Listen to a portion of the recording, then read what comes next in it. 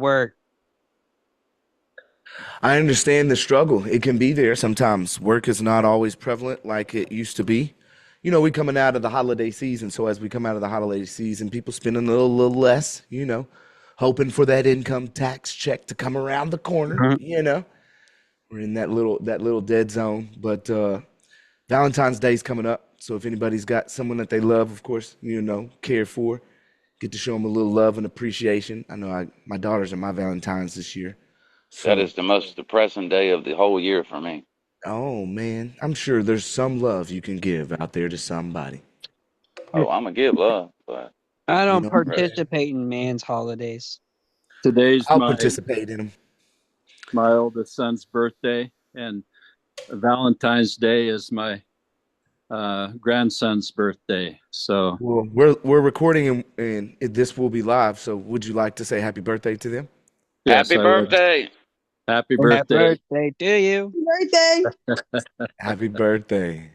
Happy birthday, TJ. That's good. That's awesome. I love it. Happy birthday. For Happy sure. For sure. birthday. See, showing some love. I love it already. Welcome. This is Operation Wise Dome. My name is Cameron. It is January the 13th, 6 o'clock Pacific Hold on. Standard Time. And this is Operation Wise Dome. Everybody unmute and say hello, world. Hello, Hello, world. world. Hey. Hello, Hello, world. everyone. Operation Wise Hello, Dome. world. Hello, world. Dig what I'm Hello, saying. universe. Yeah, man. So today, I don't know if we've given an update on this yet, but my boy Joe Ellis, uh, we will be featuring him soon. I believe it will possibly be Saturday that we do feature him. That's what we're looking at right now. My boy was out helping his son, in a sense, just whisper in his ear, "You got this, son. You can do this," giving him motivation at a court hearing. Joe was subsequently arrested for giving his son motivation at the court hearing for the unauthorized practice of law. Joe was arrested and I think spent between 10, 14, 2 weeks in jail for this. Pretty rough regard. Subsequently, I believe his wife was also arrested in the process of this. So it was just real egregious kind of actions from the state, or should I say, at least this regional area, against Joe. And for that, he had to defend himself. In defending himself, he took this all the way to trial, and he did get a dismissal with prejudice. And so, with prejudice means they ain't with him. He is found not guilty of all the charges, and you can believe he's about to sue the shit out of their ass. And I just want to say congratulations to Joe. That's number one. We'll be hosting him on Saturday. And if everybody wants to unmute and say good job, Joe, or Yay, congratulations, Good job, that'd be Joe. Joe. amazing. Good job, Joe. Thanks for Good job, tuning in, Joe. buddy. Way to go, Joe. Congratulations, Joe. Good job. Way to change the world, my man. Telling you, Yes, changing the sir. world one Good person at a job. Good time, and job, Joe. all it comes through for, all it is really is knowledge and wisdom and being able to understand just truly who you are. I think that's one of the biggest things. I do too. Understanding who you are, what you are, and everything that, as far as the universe does to protect you. In knowing, or today, should I say, we had Delete Laws Chili. He hosted a lot of my videos. Apparently, there was a video problem where he couldn't put me on screen. That was kind of weird. I was sitting in there for quite a long time trying to get in there and really kind of discuss some things, but was unable to. And one thing that Chili said that kind of amazed me was to say that I'm an anomaly, but I would like to think differently. And the reason I would like to think differently is just due to the fact that we have so many Operation Wise Dome members. That's number one. But then number two is I know there's plenty of sound people out there in this world that have the eligibility to stand up and know what is truth. Truth is not hard to know. It's internally, it's ingrained. It's within our DNA. It's within our structure. Within everything that we know. Now, I guarantee you, of course, yes, there are people who are not taught everything they need to get taught as far as like morals and shit, but like that core principle DNA structure is still within you.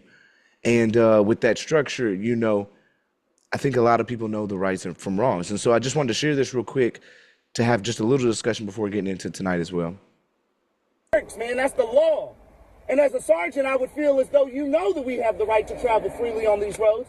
And all I ask is that, you really uphold, y'all's oath to the Constitution. Let me tell you, I agree with Cameron on these things, but the problem is, and this is the real problem where I don't know.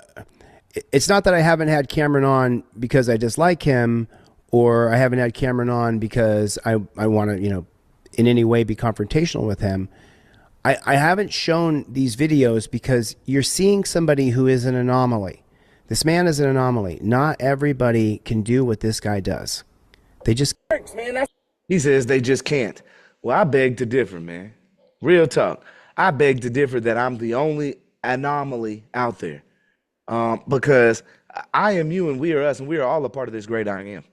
All it takes is tapping in to the great creator. All it takes is tapping into the spirit. All it takes is you obtaining wisdom. I'm telling you, all it takes is tapping into the great creator. Will they run off of fear? And allowing the great creator to kind of speak through you. Yeah, you can know certain things. You can have a lot of knowledge, but the wisdom is what really truly comes from the great creator, right? It's the discernment to be able to feel the situation out and then, work with that person that's across from you that's trying to impose harm and pull and tug at that true inner essence of being. I think that's everything that I try to do in this world, is to pull and tug at that inner being, because it's not truly me. It's not like it's just me. It's the inner being that I'm tying out or pulling out from the next person. I'm mentioning certain things that are reaching and triggering certain emotions through people, right? And that's really what you got to do. You got to, hey man, I'm a creation of the creator. I'm free. I'm a king, just like you are. Now, I'm not saying I'm better than you, but you should know this. You took an oath to this. It's ingrained. And so really that's going to be tonight's topic is, your sovereign soul. You got to reclaim the divine truth of the American sovereignty that we all have within us. And so before we just tap in all the way, I wanted to see if there's anybody new in here, if anybody wanted to share any updates before we get started tonight, or just share something with their case, share something in their life, share something that they just want to speak on and touch base that you feel as though we may need to hear as a collective, as a group, as one.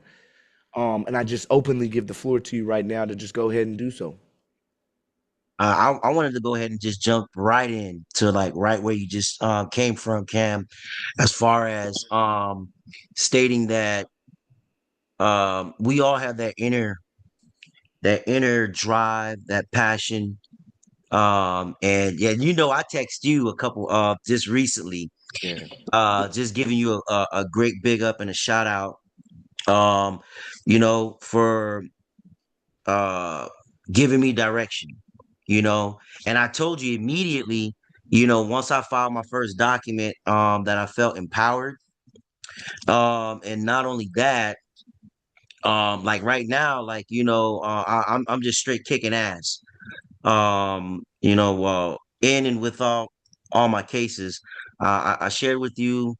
Right now, I'm probably doing maybe about 5 or 6 cases right now.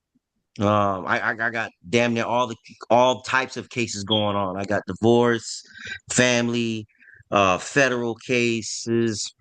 I got appeals cases, traffic cases. Hell, I got court tomorrow morning in Orlando, for a case that I'm getting ready to get dismissed. Um, you know, what he was saying is that as far as you being an anomaly, yeah, maybe on the side of the road, maybe not, not everybody may have the right words right then and there, but court isn't on the side of the road. You know what I mean? If we take the time and use wisdom, you know, um, yeah, man. I mean, there's a lot of success. And I'll tell you, I got with you, Cam, in February Yep. of Last year 20. or March. It was March. Yeah. March. No, February. We did get 1000% together. Well, we February. got together, initially contact was in February, but then, we finally face to Yeah, face yeah. in March, yeah. So I mean, as of right now, January, I'm just straight kicking ass. I'm gonna just keep it a buck. That's exactly what I got going on. I've got multiple cases dismissed. I've got cases for other people dismissed, and it's all really just using wisdom and the tools that you sent me. I've sharpened skill on those, and I'm out here, and I'm helping other people. So I mean, shout out to you, Cam, and whoever is in here, and may or may not know. You know what I'm saying? I mean, just tap into that inner wisdom. For sure, for sure. Yes, Steve's a very special, important person to me. He was one of the first persons that actually really just tapped in with me all the way and said, "Man, I'm gonna take it full face all the way and just come with it." And he came with it. He said, "Come on out here. I'm flying you out, bro. I need you now." And man, I was out there real quick in a hurry. Homeboy took care of me, showed me what it was like living with him and what he's done in his life.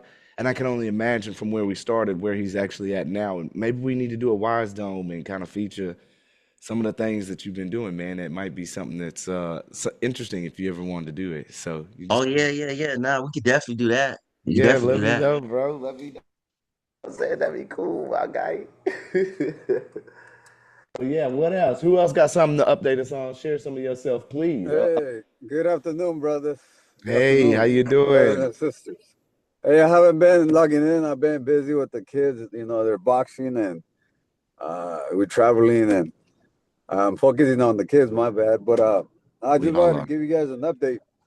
I had a ticket. I mean, a lot of you guys already heard about it. I was pulling a trailer and I went to the third lane. They gave me a ticket, and the lady, she was just being an ass. She said she wanted me to go to traffic school. So when I went to court, uh, I submitted the motion to dismiss all the paperwork, and the judge said that she didn't have time to read through the paperwork, so she gave me another court date. But since I was from out of town, they never sent me the link because they were supposed to send me a link for the Zoom court meeting thing. So they try to say that I didn't show up. So it was a back and forward thing. Uh, uh, I got a Cam and Cameron, and he submitted. He worked on some other stuff. I submitted it. They denied it, but then they had already set my court for March. And then suddenly last week, was it last week? Cam? Like 2 weeks ago, huh? Yep. Like 2 weeks ago, I received a letter in the mail, and it said that they dismissed the case. So Hey, everybody say yeah, yeah. congratulations to Congrats, Jesse. congrats. Hey, Congratulations, boss. Jesse. That's awesome. Congratulations, Jesse. Congratulations. All glory to Well, the Most High. thanks to Cam, Tell them he not to did waste all your the time work. on. That was good work, good work. Good I work, man. appreciate that because what they do, they try to like intimidate you and try to, they try to make you feel like you don't know shit, and they try to just make you plead guilty. So I was like, fuck it, let's go to trial. I mean, Take that and shit then to take that shit trial. You know what I'm saying? Take it all the way, bro. taking it to the box, You taking it dig? to the box. Yep. Congratulations, Jesse. It's good to hear, bro. Thank Real you, talk. thank you. Yeah. They're out here trying to hem us up, man. And they gonna make you scared and scared and scared and acquiesce and scared and I'm gonna just pay this money so I don't have to deal with it and scared and scared. Yeah, Sometimes you gotta make a deal. Sometimes you gotta make a deal. I had a homeboy who just had been in it for a year and a half recently, Andy, and he got the larger charge dropped, fictitious or false instrument, fictitious instrument, and they had him on like I think it was a habitual as far as driving without a license. He still had a suspended license, never surrendered it, never had it revoked, never rescinded, and so they had him on a habitual, which I think was a larger. I think it might even, I don't know if it was a felony or not. It might have been. But he ended up finagling that all the way down to a misdemeanor as well. No jail time. They took away the fictitious plate. And the reason for even that deal being brought about was because when they were going to trial, they was trying to subpoena everybody else except the officer that pulled him over. The same officer that went into the book bag illegally and found the fictitious plate. Hmm. Hmm. No wonder a deal. I would have thought if he maybe would have took it all the way to trial, he would have, got. But to each their own. Everybody's where they're at. Some people just want to get the stress up off of them, take a lower deal, and be done with it, because they don't care about what's on the straw man's record. That ain't you. That ain't you at all. All right. Any other updates with anybody else? Again, congratulations, Jesse. Thank you. You're welcome, bro. Nobody else. We good to go? Y'all rolling? Nobody else wants to give no updates? Y'all being whack. I wanted to hear some more updates, but we did get some updates. All right. So what we're going to be going into is the sovereign soul. This is going to be about reclaiming, again, the divine truth of the American sovereignty. Okay. We got to reclaim what is ours because we've been taught through propaganda that what we are doing as far as having morals, being of sound mind, stating, truth here, that we are somehow just a anti-government and we just are these sovereign citizens that hold no validity and we're just spewing nonsense, right? That's what they want to put towards us. If I may, Go can you ahead. put the JD Vance video up real quick? JD Vance. Yeah, I can find that real quick, I think. I can find that real quick. YouTube. That shouldn't take too long. We'll go ahead and throw that up for you boys.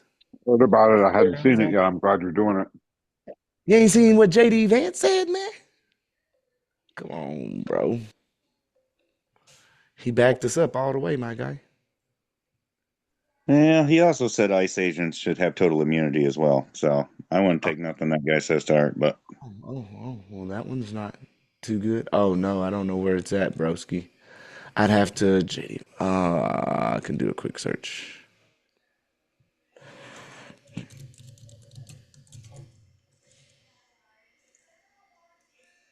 Just thought it might be a good idea because you're on the topic. Yeah, I mean, he says it. For American policy over the next 10 years is how to ensure that you are a sovereign citizen. And you cannot be a sovereign citizen if any private corporation or any government can steal something from you that belongs to you. Yes, sir. Thank you. So, yeah, there's that. Bro, then what the fuck is the debate? That's what I've been saying. The debate is within the mind. Okay. Damn. The debate is within literally. the mind. That's the I hadn't problem. heard that. Can you put it in the chat? I never heard that one, bro. I heard the other clip. I must have missed it, man. I'm pissed. For American policy over the next 10 years is how to ensure that you are a sovereign citizen. And you cannot be a sovereign citizen if any private corporation or any government can steal something from you that belongs to you. Yes, sir. Thank you. Thank you. Wow. Yeah, bro. I mean, it's not hard, bro. It's really simple here. No, everybody. we know. It's really simple here, everybody. Mm-hmm. Whereas it is desirable that the sovereign citizens of our nation be prepared for the responsibilities and impressed with the significance of their status within our self-governing republic.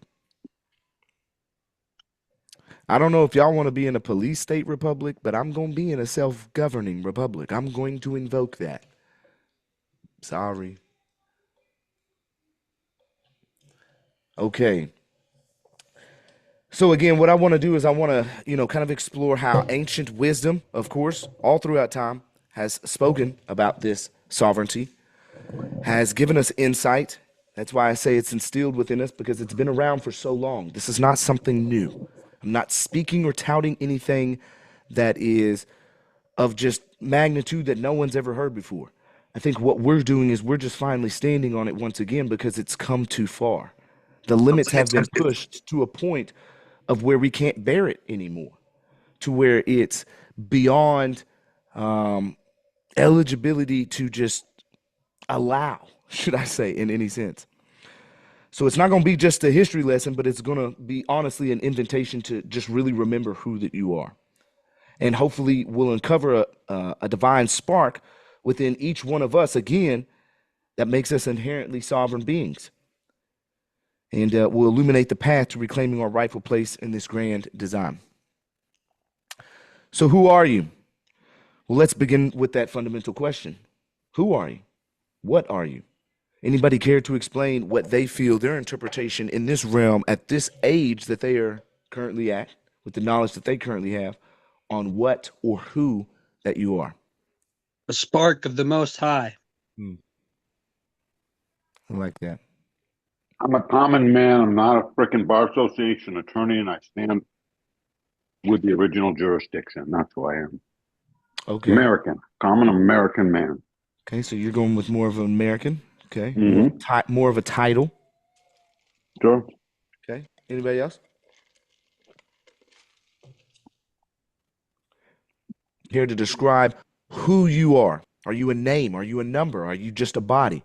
Or are you a soul that temporarily inhabiting this flesh? We often define. I guess I'm that too. Because like you said, you gave that title to yourself, which was I'm an American. You're so much more than that, of course. I am. You're right. Yeah, Right. and we often define ourselves by those external factors. But hopefully tonight, I can get you deeper because honestly, I know that you're on that deeper level, Danny. Hell yeah. My boy, I know you know who you are. There's no doubt about that. Like 100%, I know you know. So we're going to explore the profound truth of our spiritual identity, and this question sets the stage for understanding our inherent sovereignty, which is not granted by any government, but by a higher power. And this leads us directly to the powerful declaration of identity. Why? Because in 1 Corinthians 3:16, know ye not that ye are the temple of God. Now, I want to bring you to something that's very important to me. I'll give you an experience. One time I took DMT. It's probably about like 2012. And I did DMT. And within my DMT trip, there was a light switch. And the light switch had a body, or currently where I'm at in this state right now, mode. And then the other switch was soul or spirit. When I was able to perceive at a higher state of mind, frequency, the brain was working at a higher level of being able to perceive what was around me, I did see a being almost exactly like this, man. No cap. Almost like this. Translucent, okay? Purple dark. The head was of Anubis, so, the dog. Very, very skinny. Long fingers. But yet it was translucent with galaxies all within. I just thought that was something interesting to share. You know what I'm saying? If I can get this to just lock in. Now, I am that I am. I know Troy loves to say this. This is one of his best declarations. I am that I am. And it's one of the most profound statements of an actual divine identity in and of itself. It's the name God revealed to Moses, if you didn't know that. I am that I am. Okay? It's signifying self-existence and external presence all at the same time. But it's also a declaration of your true identity, a spark of the Most High. Well, where did that spark originate?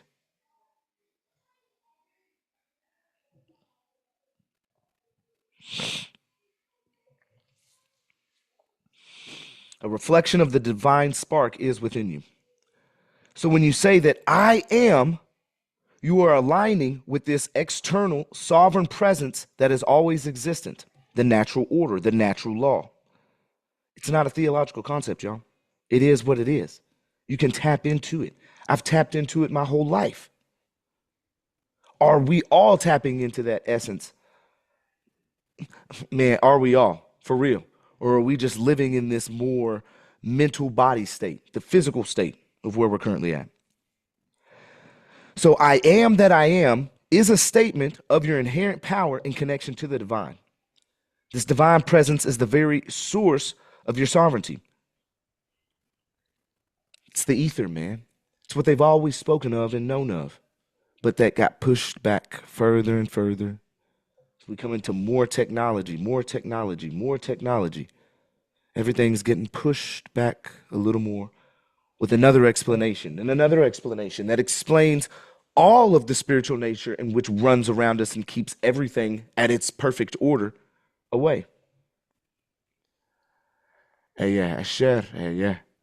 That's Exodus 3:14. It's a declaration of unconditioned eternal being and invoking the divine presence within, the Logos, the divine reason for permeating the existence in and of itself.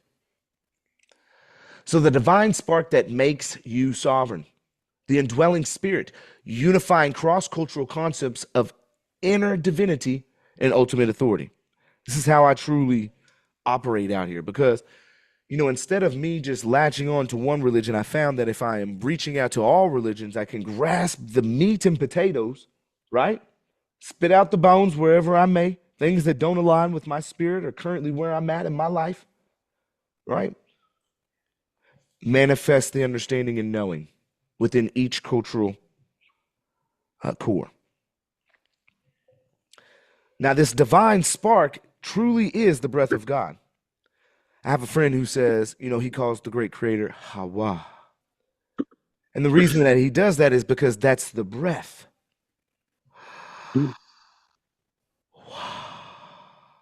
The breath. Hawa. The water. The frequency. Everything as it moves in its perfect order and essence. The very essence that makes us alive and sovereign is that breath. Of course, it's not just a poetic idea. It's a foundational truth across all of these wisdom traditions, including our own.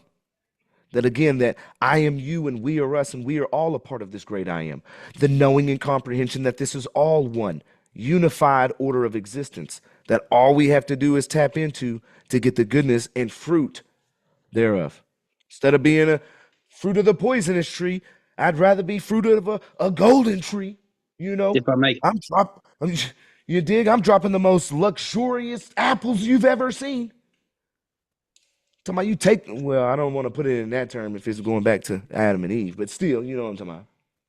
just if I may, real quick, as we're on fruit, for the fruit of the spirit is love, joy, peace, patience, kindness, goodness, faithfulness, gentleness, and self-control. For such there is no law. See? I yield. See? These are moral things here. Why are we allowing statutory constructions disregard the creator endowed rights? Presumption, contracts.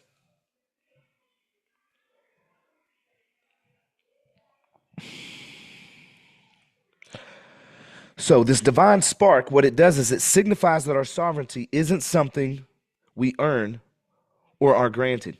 It's inherent in existence. It's a gift from the great creator itself. And this divine spark connects us directly to the source of all life and law. And law. It's the wellspring of our unalienable rights. And this leads us to the ultimate authority, which again, of course, is natural law. So hopefully this gets out to some cops. You know, I would really love that to be a thing. Hopefully if any cops are out there watching, or just any naysayers or haters out there, I guess, maybe, is how we could say this. But what I'd like to show you is a deeper understanding of how law works, truly. You know, on a higher level of comprehension, right? Getting to intellectualism. The law that is above all laws, okay, is natural law. It's a divine order. You can't change it. You can't subside it by saying one is required because your statutory construction, which is based off presumption. Natural is above everything. So anything that they say that is in contradiction to natural law is null and void ab initio. Because natural law is the moral order inscribed by the Creator into the fabric of existence itself. It's woven in. There's no changing it, bro. The divine or natural law is from the Creator. It's within you. You know right and wrong. In Blackstone in 1765, no human laws are of any validity if they're contrary to said divine or natural law. Do you get it? It's null and void ab initio, from the beginning. So you got constitutional law, which is honestly just a recognition of our rights. We've spoken about this a lot because we say, I want my rights. They're not your rights. They're boundaries that the government agencies are bound to abide by. I They're put not the your quote in rights. the chat if you want to read it. Even I slip up and say this a lot, okay? You got to invoke your rights. You got to invoke the boundaries in which they're set to abide by, truly. The Declaration of Independence, endowed, of course, has recognition, of course, that we are endowed by our creator, their creator, whatever your creator you call, with certain unalienable rights. And then way down here, where it's crumbling, is your statutory law, which is what? What is statutory law, everybody? Colorable It's law. colorable. Law. Under It color looks of like law, law, man. but it ain't. Not real. Takes the Under appearance. operation of presumption, it's all under that.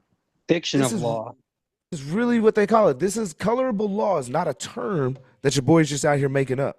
This is what they use in law. This is what they use in the law books. This is what they use when they're speaking on the record. Colorable law is the legal term for a statute and or code in which is being applied against you.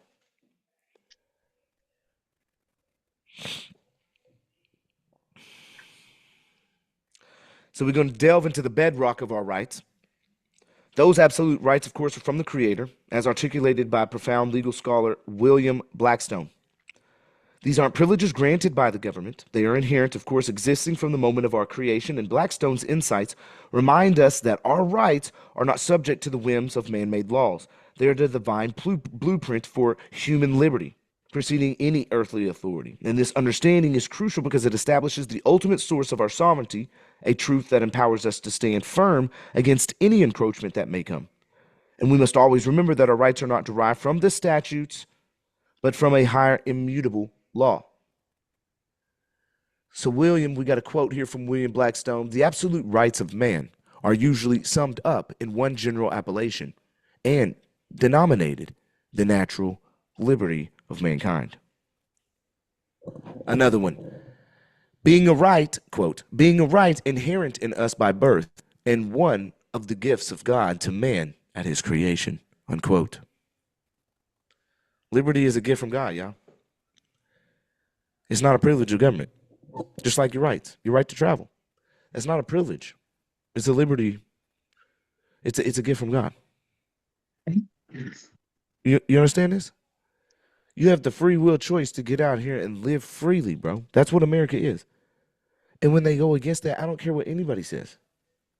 You better do this. You're Cameron's an anomaly. You better not do it. You'll get arrested. Bro, stop doing that to people. Stop just bowing down to the system that has run rampant. That we have, like, we set the rules here. The people make the rules. The people make the laws. And when they don't like what's going on, they come out and change it. You understand, for us to get to a point of where we're looking anything like the New Hampshire bill that was passed in relation to finally doing it right for a lifetime for someone. I mean, I don't get why we have this continuing revenue system of we need to pay. Some registration states are 1 year, bro.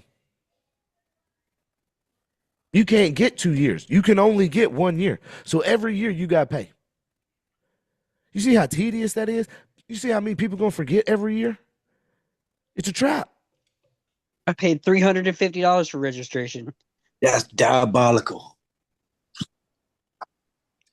The triad of inherent rights are personal security, personal liberty, and private property.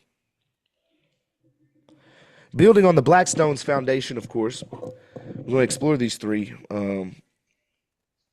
or the triad of inherent rights. It's kind of like three-pillar setup as well, because they're manifestation of absolute creator-endowed rights we've been discussing this whole time. The personal security means the right to be free from harm to our bodies and minds. Bodies and minds. Why do you think we got irreparable harm out there? It's a trust. It's really what it is. It's a sacred trust, in a sense. Then you have personal liberty, which is our freedom to act and choose, so long as we do not infringe on other people's rights. Pretty simple, right? Guess what? Right. That also includes the power of locomotion without imprisonment or restraint. You see that sun right there on that broken chain link, bro? That's the destination. That's where we're going to get to. Guess what? We're going to have flat tires. We're going to have a busted radiator. There's going to be another hose that's going to bust at a later point in time. Then we're going to have another flat tire. You dig what I'm saying? Then we're gonna slide up off the road because it gets icy one day, and we don't want to stop because we don't stop. We're gonna keep going because we know the truth of it, right? But I guarantee you, we gonna get to our destination, homeboy. We gonna get where we need to get to where people are becoming moral again, or they're bringing morality back into play within their own spirit and life. I think a lot of people understand just how much is dampering us daily, bro. I mean, it's all over. You're getting attacked and people, you pay me and I need you to pay me. It's just like from every angle these days, bro. It don't stop. And you can't even go out there anymore and just be like, you know what? I'm going to plant 4 stakes out here in the ground, bro, and I'm going to just build my own and not have to worry about none of y'all. You can't even do that no more. That's why we need a reinstatement of the Homestead Act. What you talking about? What? 2026, we here. Let's get talking to about it. Looking at my notes, sorry, yo. And then we got the private property. And that's the right to own and control, again, what is ours. That includes your children. Don't just think it's like real, true, tangible material items. We're talking about what is your seed, what you have created as well. That's a vital component to our true independence.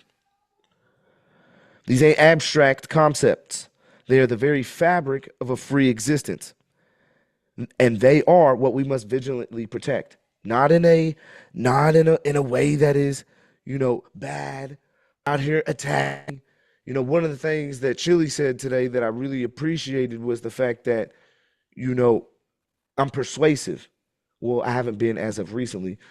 Yakima's on a different level out here.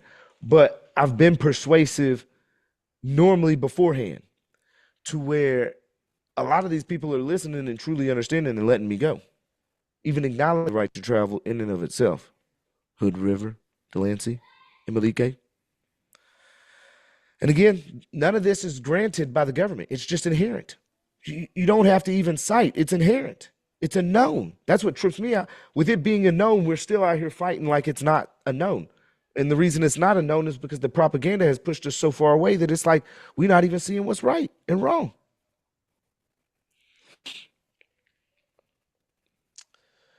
Now, Blackstone's warning is that every wanton and causeless restraint of those liberties, whether it's personal security, the personal liberty, or the private property, is a degree of tyranny.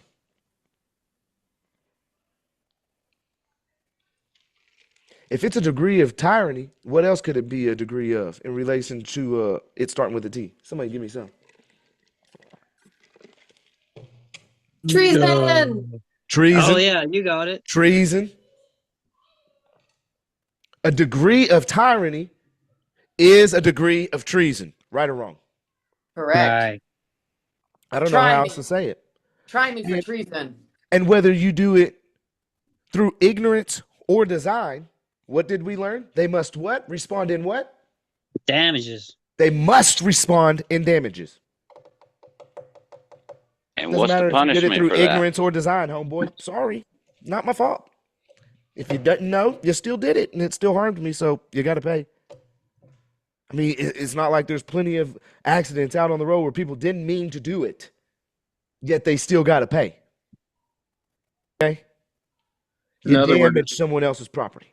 This is the part that I don't understand, because I was just, as you were speaking, I was just being reminded. I'm like, this is the part that is unbelievable, like what I wrote in the comments. When the government wants a handout from us, it has no problem taking it. But meanwhile, people who need benefits have to fight, have to strong arm, and then they get in trouble. if like they claim that, oh well, you didn't give us the right information, or it's a standard operating procedures in the government anyway, is to basically stonewall you, deny you till you die, the old adages, and create a system of denial to deter people from wanting to even try. But meanwhile, they will take. Right. Despotism. That's a good way to label it, honestly. Now, that good old I'm an American Day. What was we? You know what? Let's do something real quick. Actually, a little different here. Let's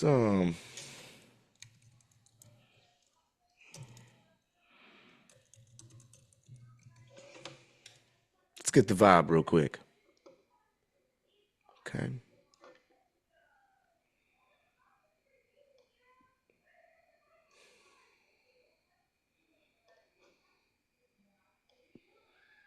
Okay, this is how he was living. 1940, y'all. Okay. 1940. Try to put yourself here. 1940. Something that's always been interesting to me about looking back in these time periods is the national pride that people had as far as being an American. Celebrations were huge, right? Celebrations were huge. We had American flags hanging 40 stories, 30 stories, 20 stories from a building. And everybody's throwing out all these things in the roads. Like, there was some true, real, people were hyped to be an American. But this is the vibes in 1940. Look at the beaches, y'all. Jeez, that's insane. Wow, it's a lot of white people. I didn't see no colored people. 1940s. I'm just saying, I didn't see any black people at all. I didn't even see a Mexican. Shit. 1940s, okay? It's pretty hype. Look at all the people on the streets. They weren't all on their phones sitting in the house. They was all out. You want to hear my 1940 story? Yeah, you know what? I really do. We'll keep looking at photos as you speak about it. Please. My dad got drafted in World War II, and he earned a Purple Heart for going hand to hand with a Nazi. And when they found out that he knew how to run the IBM electronic data processing equipment, the old punch card, they pulled him out and they said, "We're not letting him die on the field." And they pulled him out, and he ran stateside from 1940.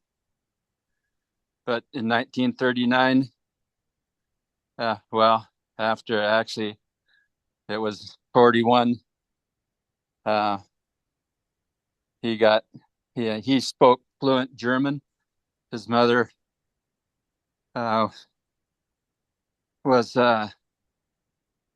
came over as a young German immigrant, and he was over there in pre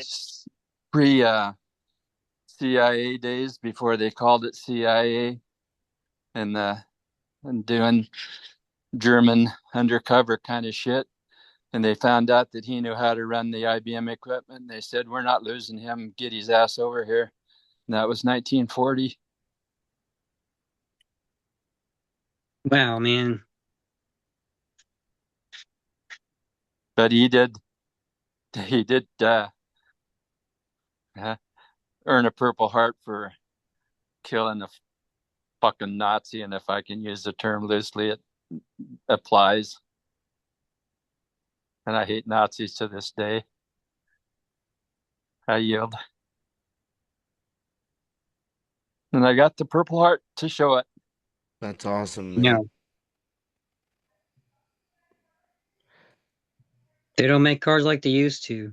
You know what's wild? I was actually, just briefly, I was listening to a Hitler speech that was translated into English not too long ago. Man, a lot of the things that were being said it's pretty wild how much it matches to America and what's happening today. There were some really weird similarities there that it's kind of eye-opening. as far as how much this country has really changed, man. For real, for real. Yeah, they don't make the cars like they used to. These are gorgeous cars. I got another wild one for you. I've got a 1946 Plymouth, the first commercially available cars after the World War II, because they wouldn't sell. All the cars went to the war effort. And if anybody looking for a really slick, wide white wall, chromed rim, 6-cylinder, 6-volt suicide doors, look me up. Dope. So I am an American Day, when the sovereign citizen was the highest honor. You got to just imagine it. Put yourself, now that you've seen those images, in that time period, and understand at this time period, sovereign citizen was the highest honor, y'all. It was the highest honor. There was no highest honor or status to have within our self-governing republic. It was a testament, actually, of your active participation in our self-governing republic, like straight up. It's exactly what House Joint Resolution 103 of 1940 declared. I am an American Day. That's where it was being celebrated. It was a national thing. People were proud of it, bro. Now we got this term talking about it's the complete opposite. We have inverted what was the highest now into the lowest, when its historical meaning is the highest. When you get down to etymology, you go to the root, which means you go back to where it originated from. You don't take the meaning that you have of it now and be like, nope, my version works better than what they meant, so I'm changing it. That's not how this works. Old Rule Act.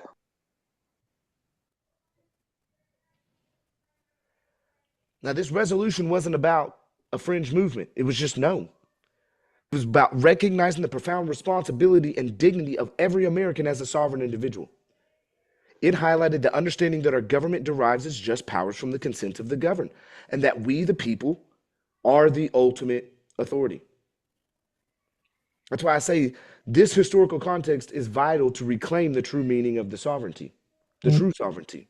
Like my boy Doug said, to have J.D. Vance coming back us up. We don't need no J.D. Vance, bro. We got shit going back to 1940, cuz. Again, they recognized Americans as sovereign citizens, the highest status in a sovereign citizens of our nation, in a self-governing republic. It's very easy to comprehend and understand. Now, if we're going with the context of knowing historically that a sovereign citizen is one who has the highest status in a self-republic, and I need to ask this question to y'all real quick. Do we live truly in a self-governing republic? Historically, yes. Physically, no. You say physically, no. What does that even mean?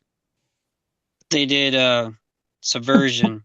Want to help me out with this?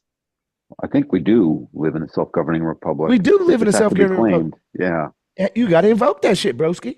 You got to know what you are. That's the whole point of all this. If you don't know who you are, how you going to be able to claim that shit? If you don't have conviction that you know 100% in your heart that you are a free living being, a creation of the Creator, how are you going to truly invoke it? Mm-hmm. It all boils down to understanding who you are. Then you can get to the point of self-governing. But you got to know who you are first before you get to self-govern. Clearly. My point was the servant became the master. It's not true, but that's how they think. Because power corrupts, and what corrupts absolutely. Most definitely. It's like sovereign citizen was the highest status one could achieve in our self-governing republic. It literally meant you're free. You're an independent individual. You're responsible for your actions. But yet you still got to be an active participant in the governance of our nation. Wasn't about being above the law. It was about being the source of the law through your consent and participation. Your consent to be uplifting, to be of moral character. It was about understanding that the government is supposed to serve the people. It was an honor. Being in government now, I feel like it's just all a show. It ain't even an honor because they out there in dishonor. Especially the rule for me, but not for thee. That part where they're making the rules, but they don't seem to think they apply to them. Whereas the Constitution was to limit the powers of them. And people may trip out and be like, oh, well, Cameron, you've got sovereign citizen, one who is both ruler and ruled. You got to understand what you're being ruled by. Okay? This isn't ruled by another person. That's not what this ruled means. This ruled is by the moral character and law of God. You're ruled by the great creator, the spark that's within you, to make the right choices. It's not about being ruled by another person. Everybody knows that's not a real thing out here, man. What y'all talking about? I got authority over me. What? What are you talking about? You got authority. What do they always like to say? You're required. Required? That would make me a slave. I ain't no slave, homeboy.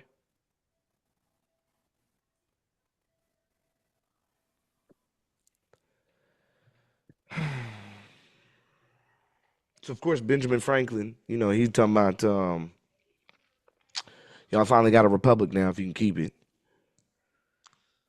But it honestly is, it kind of underscores the fragile nature of the self-governance and the constant vigilance required from us. Might be tough. You might be getting tired of it. Sometimes you got to back away. But is the moral conviction within you enough to change it for not just yourself, knowing that you're not going to put yourself in any kind of form of tyranny by just acquiescing? I'm sorry, it's not about being violent, or it's not about just, oh, it's so easy. Yeah, I understand it's easy to pay that, bro. Believe me, I understand it's easy just to pay that little bit of money. But the point is I don't want to. The other thing is the more you pay it, the more they increase it, the more they impose more fines. Because as we've seen, especially with everything going on right now in the world, it's like, look around. They're creating wars everywhere and here. And this is war on the people when the people are struggling to the point that they're like, what the hell? How is everything going up in price? It's only making the top heavy, benefit, not us. Right. A republic isn't a given. It's a living, breathing entity that demands active participation and a deep understanding of its foundational principles. We are the custodians of this republic. Which kind of do you want? You want a self-governing republic, or do you want a police state republic? Our sovereignty is not passive. It's an active force that shapes our destiny. I'm telling you, man, I'm fighting for this for my daughters. Not just for myself, but my daughters and any future children I may have. Like, this is a real deal thing, man. This isn't a joke. We coming into the AI age, man. They about to start pulling all kinds of trickery on the people, bro. Those who want to seek to control, most definitely using all kinds of trickery now, bro. They are figuring it all out. Guaranteed.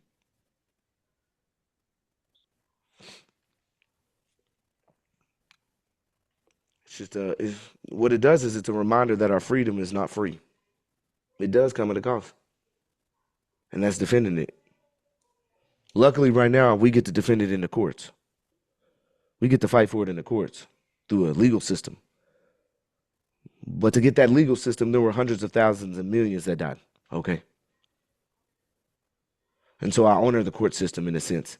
because I recognize without those people that died, I wouldn't even have an opportunity to get in here and defend myself. You got to look at the core.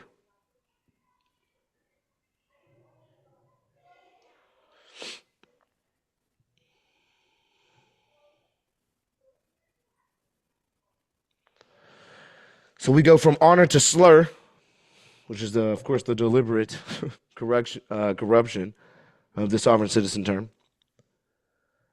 This thing used to be a noble concept for real, though. Sovereignty. Now they got movies out that's called Sovereign, bashing anybody who wants to be free. It's been twisted into a term vision. The deliberate corruption of the term sovereign citizen from its honorable origins to a modern day slur. This isn't just about words, it's about the power and control over the percent of the self-governance. You understand that? They're taking away the self-governance of all. That understanding, you ask anybody, hey, do you know how to self-govern? They're going to be like, huh? What you mean? What you talking about? Do you know about self-government? Like to govern yourself, like a self-governing republic? They're going to be like, what is that? They really don't know. They don't know that that's what our country is. But there's so many overlays now that they've just, the propaganda has been fed to the people they can't even hit. They're trying to strip away the inherent dignity of the individual. But we're moving into an understanding of the nature of self-governance, to seeing how the very idea is under attack and how we combat it by, again, bringing that morality and integrity back into play. I think that what was always my approach when coming in to saying, I'm going to do this full-fledged forever and never stop. And that was watching all these people come out here and cuss out the cops and tell them they this and tell them they that. I'm going to just play stupid a little bit and then come with some education. I'm going to play stupid a little bit and come with some education. And then try to be like, at sound mind at the same time. Like, let me give you some. But do you see how we go? Everything gets inverted over time. 1940s, less than 100 years ago, it was noble, the highest honor, to be a sovereign citizen. In our self-governing republic, to now we're labeled extremists and criminals, and you need to arrest them because of this term.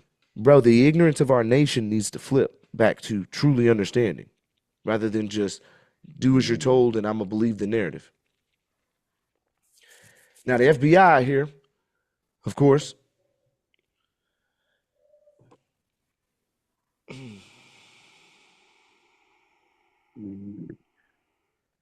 I think what we understand is why they push this term so heavy on people on YouTube is so it does stay away from the deeper philosophical understanding of self-governance and that you're a creation. There's no doubt. There's 100%. Because again, it's the mentality that they're playing on, right?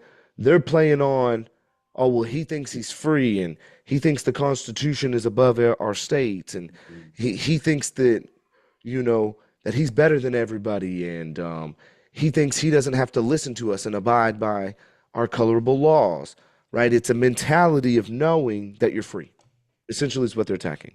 So you could be a constitutionalist, and every single thing that you say is on point with the Constitution and all these constitutional conventions and all these Supreme Court justices and all these constitutionalist lawyers out there that visit these conventions every year, multiples of them, by the way. Those people are regarded as perfectly fine and sane. But the average Joe from Kokomo is considered an extremist. You tell me how that works. Essentially, we're constitutionalists, right? We're those who believe in self-governance and that God is above all and that we're made in his image. What makes us any different from a Christian church? That the Christian church abides by the regulations and we choose not to. And if I choose not to, what does that then make me? Because we're not willing to put up with it anymore. That's what makes us different. But yet we come in peace. We come in harmony. We come with the highest of standards and morals, and yet we're still attacked. How does that make sense in America where magnanimity is at the forefront of all? We're supposed to be looking out for our fellow brethren, man. They say we do not recognize laws. Oh, I recognize laws, homeboy. You better not be out there damaging people up. Paper terrorism. I don't know what kind of terrorism we're doing out here. Isn't it funny how they flip that? That's the whole gaslighting. They'll call it paper terrorism when in reality that's how they operate is on paper. Because the legal fiction is all information on paper. Another inversion. I love it. Yes. Perfectly said. Perfectly said.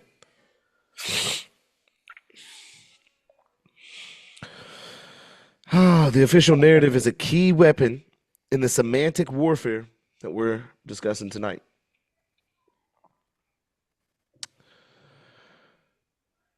Semantic warfare is the deliberate destruction of truth through language. When they redefine words, they redefine reality itself. They take a word like sovereign, which meant self-governing and independent, and they weaponize it. It's not a linguistic exercise. It's an attack on our ability to think clearly and to assert our natural rights. The FBI's narrative is a prime example.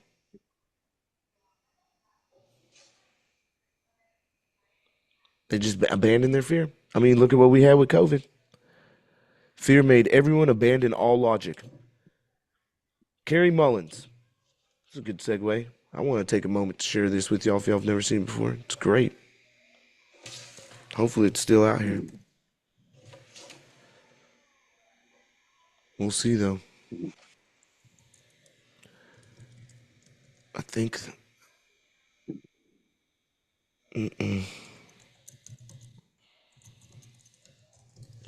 Carrie, it's with a K? Yeah. Here you go. How long is this one? There it is. Yeah. What is it? What is it about humanity that wants to go to all the details and stuff and listen? You know, these guys like Fauci get up there and start talking. You know, he doesn't know anything really about anything, and I'd say that to his face. Nothing.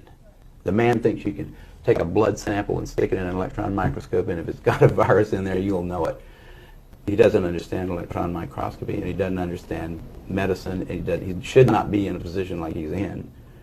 Most of those guys up there on the top are just total administrative people, and they don't know anything about what's going on the bottom. You know, those guys have got an agenda, which is not what we would like them to have, being that we pay for them to take care of our health in some way. They've got a personal kind of agenda. They make up their own rules as they go. They change them when they want to, and they smugly, like Tony Fauci, does not mind going on television in front of the people that pay his salary and lie directly into the camera. You can't expect the sheep to really respect the best and the brightest. They don't know the difference, really. I mean, I like humans. Don't get me wrong, but basically, the vast majority of them do not possess the ability to judge who is and who isn't a really good scientist. I mean, that's a problem. That's a main problem, actually, with science, I'd say, in this century, because science is being judged by people. Funding is being done by people who don't understand it. Okay, who do we trust? Fauci? Fauci doesn't know enough to, you know. If Fauci wants to get on television with somebody who knows a little bit about this stuff and debate him, he could easily do it, because he's been asked. I mean, I've had a lot of people, President of the University of South Carolina asked Fauci if he'd come down there and debate me on the stage in front of the student body, because I wanted somebody who was from the other side to come down there and balance because I felt like, well, these guys can listen to me, but I need to have somebody else down here that's going to tell me the other side. So the man that created the PCR test won a Nobel Peace Prize for it. They end up, you know, whacking, you know, and here they go with their whole COVID thing. He told them the truth about it, just like Andrew Kaufman did too. I don't know if y'all know about Andrew Kaufman, but you said they whacked him? They whacked him? Yeah, he's whacked. He's gone. Damn. Yeah, he's gone, bro. God damn. All for it to come out later that it was a fraud anyways. Yeah. Meaningless. It's still coming out. So if you accept their definitions, you're surrendering your birthright. That's a critical point of comprehension. When you allow others to define who you are and what your rights are, you're giving away all of your power. This world is very mental, bro. It is very mental. They will confuse you with words and processes. They will do illegal things to see if you will figure out how to get out of that trap. Lana, Michael Carey. They're trying to figure out how smart is this person and can they get themselves out of the trap that I have put them in or set forth before them. It's a chess game, bro. It's a mental chess game. But you got to remember, your enemy is not the judge. Your enemy is not truly the prosecutor.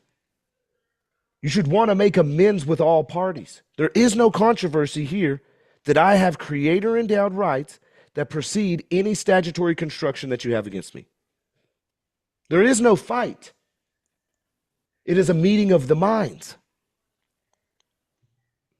But you can't accept their definitions. So we've got to get away from accepting them and consenting to them. Start rebutting them, bad boys. Mm-hmm. Yeah, it's a forked tongue, snake in the garden, double speak. Because the state cannot diminish rights of the people. Can't take it away, bro. And we ain't talking about just within the Constitution. That's not how this works.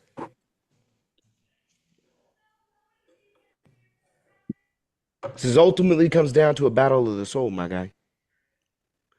They attack the sovereignty because they want to control the spirit. They want to control the mind. Every essence of your operation is being driven just like cattle to the slaughter. They want to believe you are a subject and not truly sovereign to be able to self-govern yourself. It really isn't even about like legal definitions per se. It's more about spiritual enslavement. It is about legal definitions. A road is a river. In a sense, but it's truly about spiritual enslavement. To say that you cannot self-govern and make sure that all of the preliminary spots that you were around or shooting in the vicinity of is not safe enough for you to make that sound decision to shoot your weapon where you so choose and please. Unless you get a false 911 called against you. How do you go against bearing false witness? You gotta understand they're attacking the sovereignty because it's the core of your being, bro. It's honestly your connection to the divine. Yep. This whole thing is a block.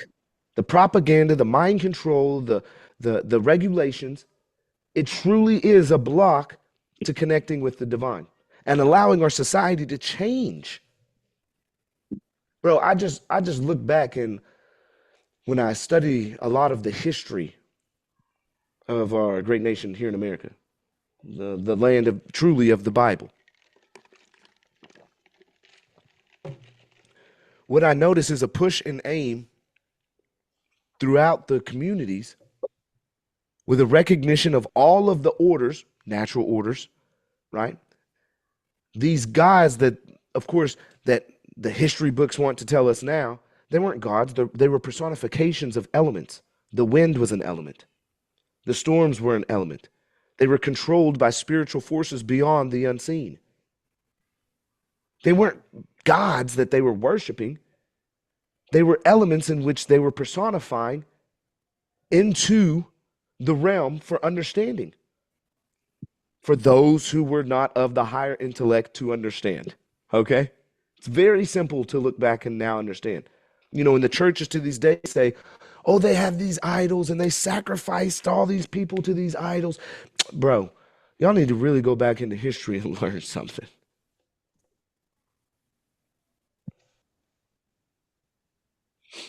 Look up what a lingam is. But again, it's all for a battle of the soul. Mm-hmm. Ephesians 6:12 says, "For we wrestle not against the flesh and blood, but against the principalities behind." So I wish I had Troy in this bad boy. I love it when he reads off our quote, but he's not in here for tonight. Miss my boy. Hope he's doing good tonight. Not but looking up.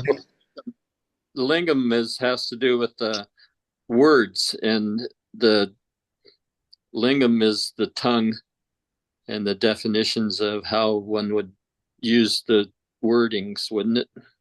So no, lingam actually was a place of sacrifice, and it wasn't like it was a place of it was a place of not sacrifice but bringing blessings for any kind of recognition of the elements, right?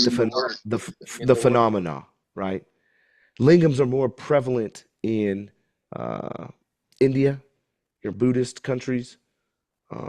It has the representation of the phallus. The phallus, but, yes, but correct. The phallus is equally, just like he was saying, it also is the lingam, the tongue. So la lingua, we are creators through what we speak. Zoom user got muted over there. Is that Ruben? I got him. Yeah. So like the tongue, just like the phallus, are both equally able to produce, right? The seeds come from there, from before that, but it's how you bring the seed forward, right? Right. So also, just like the mouth is like the woman's womb. So like as above, so below. In the Indian realm, it was a gathering of a place to bring forth fertility. Well, it was the place where they would bring forth words and knowledge, prayers, and yes, this is where people would come to pray. Wisdom. They would come to bring gifts. It's a place of prayer, of offering. It doesn't defile a man what goes in the mouth, but what comes out. Yes. That's all relevant. Okay. Now, what's amazing in our studies is we've come to find out that truly there were already lingams here in America before anywhere else in the world. They don't tell you about that. They don't teach you about that stuff, bro. America, this truly is God's country, bro. This is God's country. They've taken and done so much to us that this is truly God's country. They ain't gonna let you know that. If you knew that, you know how different it'd be? To sit here and know that we truly on the land of the Bible, things would be a lot different. There'd be a lot more respect around here. And you also, you know that the Aztecs and the Mayans, they wouldn't sacrifice people like they tell us. Yeah, that's what I was just speaking of. Yeah, I was just speaking on that. Spiritual beings. Yep. So. That's what I'm saying. When you really get into your Aztecs and your Mayans are subdivisions of the Nahuatl or Nahuatl people. Okay. Yes, Nahuatl. Yes. So when we get into it, the Nahuatl is the overall overreaching, but Atlantis is America, all that. Okay, sorry. So magnanimity. It's more than just generosity, y'all. It's a greatness of the soul. It's a nobility of the spirit that elevates us. This isn't about merely being kind.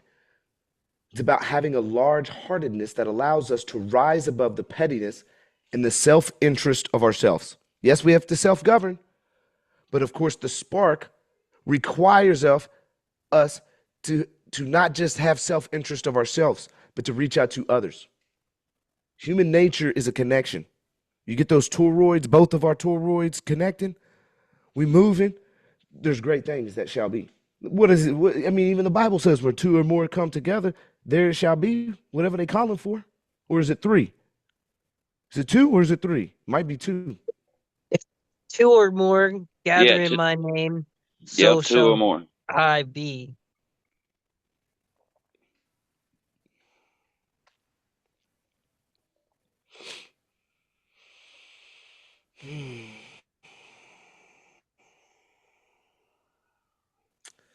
So across our great nation, we, of course, we see a bunch of division, cynicism, and the lack of vision for the common good. The morality needs to be raised. This absence, of course, corrodes the very fabric of our society, making us vulnerable to manipulation and control. Because when you strip away the consequences, when you strip away that God is watching, the great creator is watching, that the great creator is within you, you take away all moral boundaries or moral constraints that one should have, right? I mean, like, dude, I'm not saying we get as crucial as, like, the Middle East where, if you do something immoral, they're pushing you off the top of a building. I'm not saying shit like that. That's the extreme level of implementing morals through a society. But I do think that there should still be another refocusing on the great creator, man. I don't see why that, like, if we're asking for something like this needs to stop and this needs to stop, and everybody's complaining about all of these things that needs to stop. Well, what's the core to all of that needs to stop then?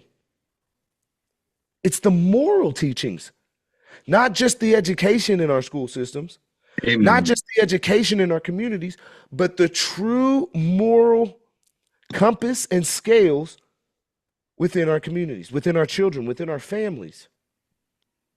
We out here just all minding our own business and shit like that, bro, when we should be getting more involved on helping people. Like I say, car on the side of the road, why ain't there 4 or 5 cars behind this person helping them get up and get out of there within 10 minutes? Everybody's all about themselves, bro. I ain't even seen no cars broke down to stop. I don't drive enough or travel enough.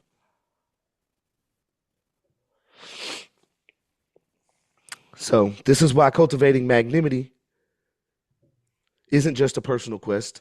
It's a societal imperative.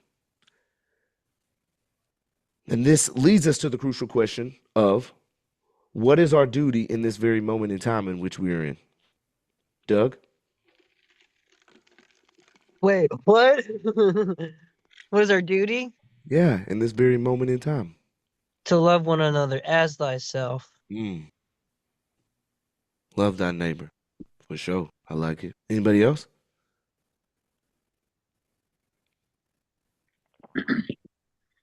I'm adopting 2 homeless people. Okay. And housing one of them and supplying another with medical supplies.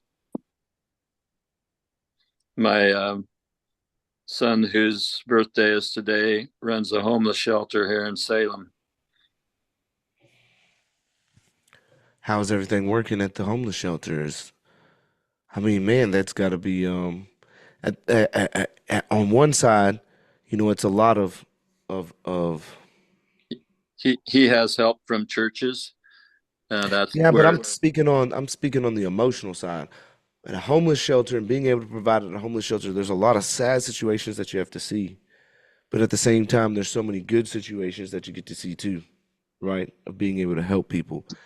And so your son, man, you must have done a good job. Y'all must have done a good job, because to have someone that strong, to have to see that day in and day out, I would think could be very burdensome on one, right? It has done a heavy emotional toll on him, to the point where he was in intensive care 2 months ago, near death, and he's out of it now and recovering.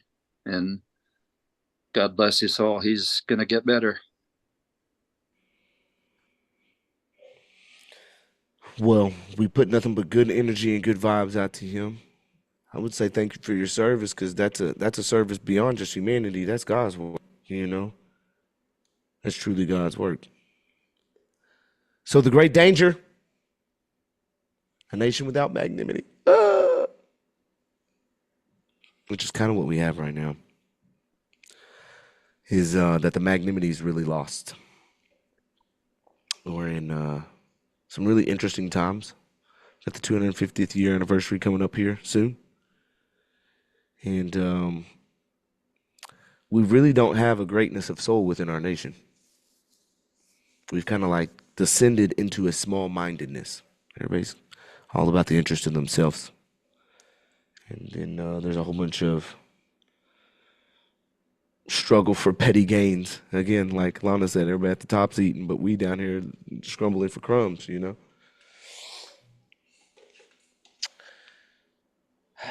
And we have to figure out a way to get the people to stop accepting the tyranny as though it's okay.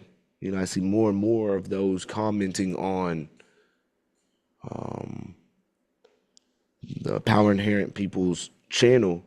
You know, good job, police. And if you would just listen and do as you're told. You know, there's always those. And it just always is, what has anybody done wrong? You don't have a plastic piece, so therefore your inability to be able to self-govern is non-existent? That makes no sense to me. I don't even see how someone can say, if you don't give me your ID, I'm gonna break your window. That's weird, bro. Like, that's really weird. Like, you know, That's most people don't felony. think like that, right? Like, most people don't think like that. It's weird. You're a weirdo for doing that. Like, you're out of there. I'm sorry, but you need to, like, elevate your spirit, your mind, your essence, and your frequency. Like, it's not cool. Nobody thinks you're cool. Gotta open up them chakras. Your children would not be proud. Daddy, why did you break his window? Because he wouldn't give me a piece of plastic. Wow, really? Yeah, you have to do it. Well, what if they don't have one? Well, they get their window broke. Wow. It's real great. It's real nice.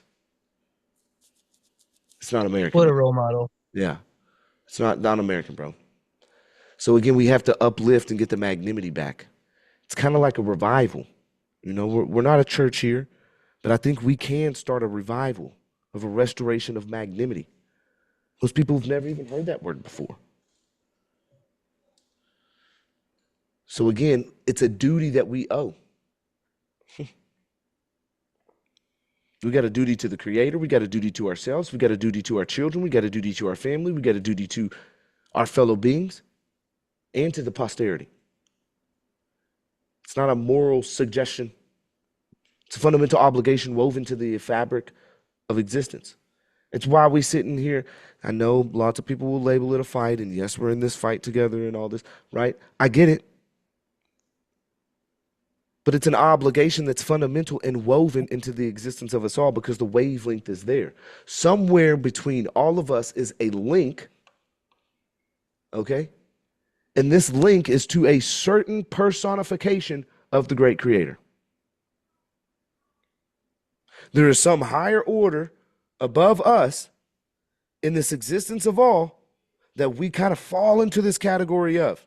Like we're manifesting from this being, in a sense, which is in essence, truly just all part of the great Creator anyways. Because if you think there ain't things that are above us operating, you're wild. You better really, truly understand. And if you need a reference to something that might help you out, check out this book. It's called the Urantia book. It'll give you some insight. Urantia, Urantia. Maybe it'll help you uplift yourself a little bit more into spiritual understandings, the higher order of things. What was known back in the 20s and 30s type vibes, 40s type vibes. It was already known, bro. They just suppressed it so we don't. Why?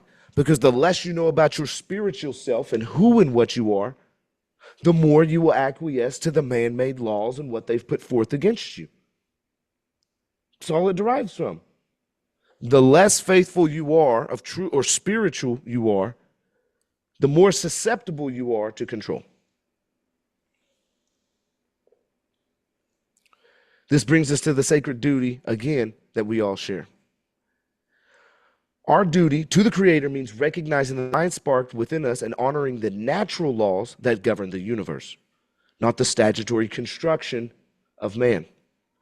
Our duty to ourselves means cultivating our highest potential, striving for wisdom and virtue.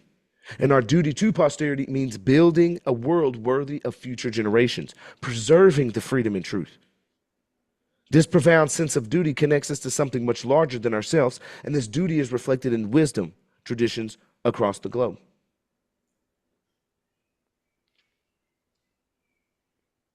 one truth, many expressions, the divine nature of man across all religions. There's a singular truth expressed in many ways, in all forms, in every category that you see before you. The divine nature of man. It's not about dogma. It's about the recognizing of the inherent sacredness and potential within each one of you.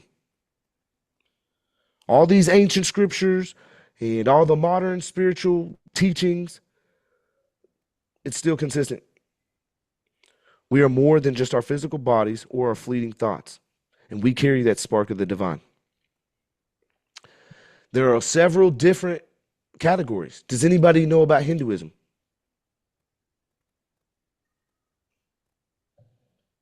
Anybody No, study into Hinduism at all? You ain't done nothing into Hinduism? no.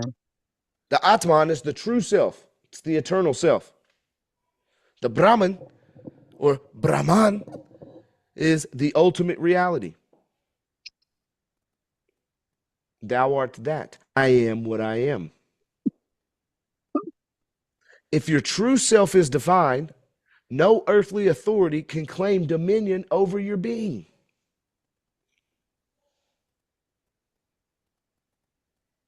Again, this Atman, or self within, is Brahman. All is the great creator. All is existence. It's tapping in. You know how you tap in? You know it. When you know that you are all existence, you make existence work for you.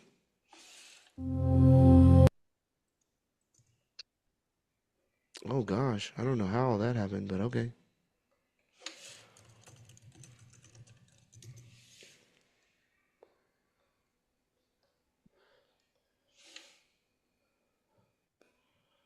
My boy, come on, load it up.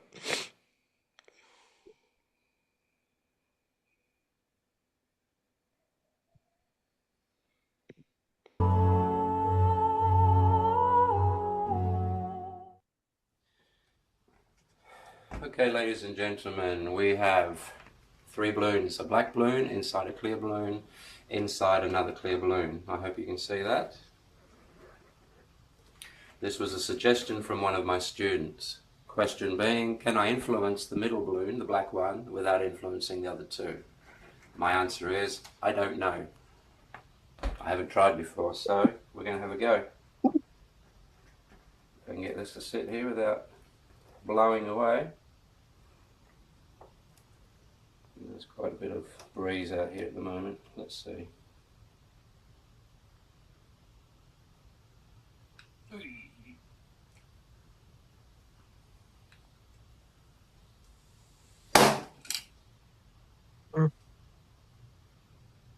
What? That was cool. Huh? Mm-hmm.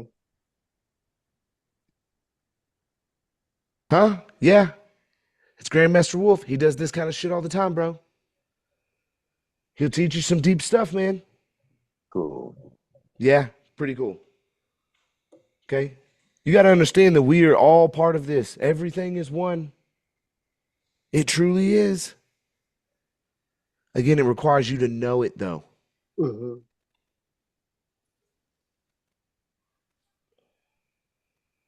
What about Buddhism? Anybody?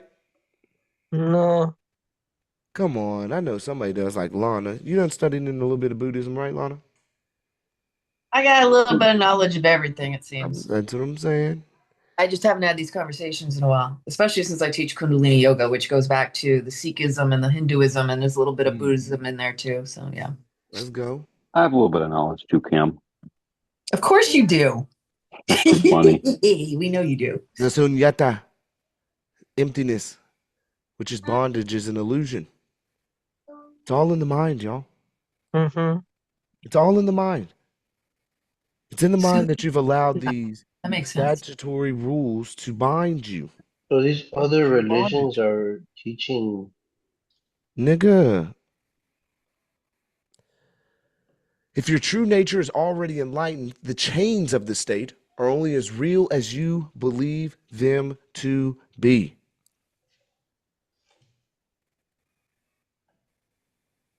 Buddha nature reveals an inherent perfection within all beings. Again, it's not something that you require. It's something that you have to uncover by knowing.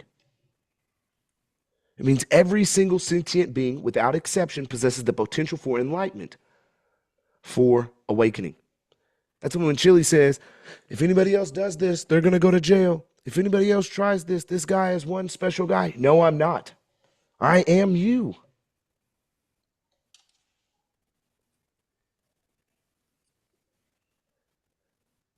This deep truth tells us that our nature is pure, luminous, and fundamentally good, even if it's obscured by temporary defilements or delusions that are placed upon us by propaganda.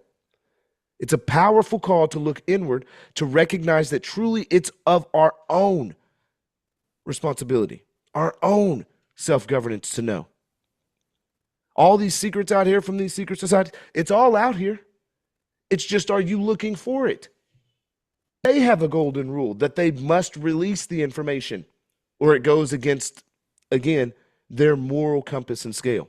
I'm telling you, I'm not one, but I've read enough. You got to think about it. If every being has this potential, what does that say about our interconnectedness and our shared journeys? The idea of inherent spiritual capacity echoes across all these traditions, all these religions. I mean, let's just go into Islam's next. The fitrah and the divine trust. Quote, adhere to the fitrah of Allah, upon which he has created all people, unquote. So if we're building on the idea of inherent potential, Islam introduces to us the fitrah, which is the natural or primordial disposition of humanity. This is the innate goodness, in a sense, which is the pure state of creation. And it's what recognizes God's oneness and purpose of all. It's like a spiritual blueprint, a divine trust placed within each one of us at birth, guiding us towards that truth and righteousness. This fitrah is what we instinctively seek. As far as justice is concerned, beauty, and then, of course, the meaning of life, liberty as we see it.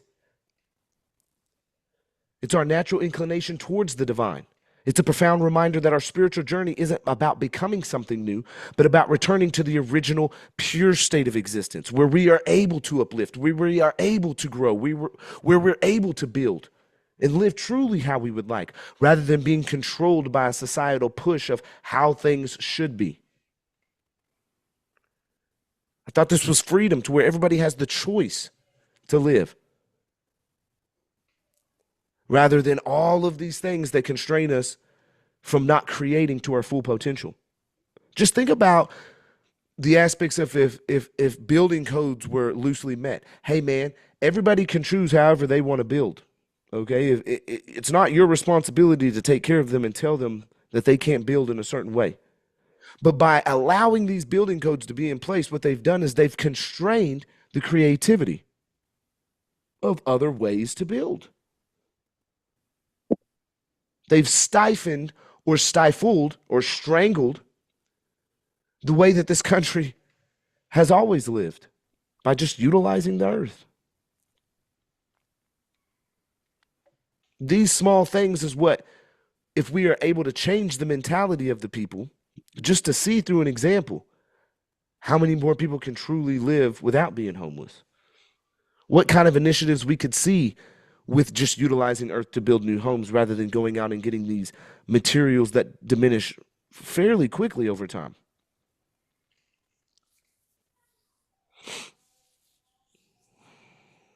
So how does this innate spiritual inclination, this fitra, should we say, resonate with Judaism? Now, I'm going to let, since we got Danny in here, Danny, do you want to tap on this one for me?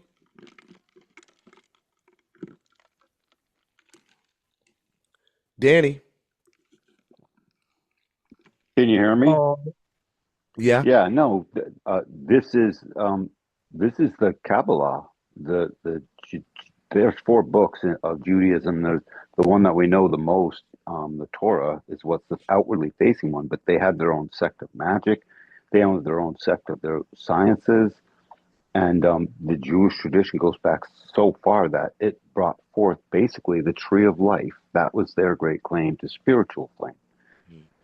So they are the tree that connects all the branches that connect, the giant connection between all was their spiritual teaching outside of the through the Kabbalah, outside of the Torah. Yeah, the Judaism offers us the neshama, again, which just comes right back to the divine spark. It's the very breath of God within us. This isn't just a soul. It's a direct connection to the divine. It's a reflection of God's image within each being. The neshama is our highest soul, our spiritual essence, and it's what yearns for connection with its creator.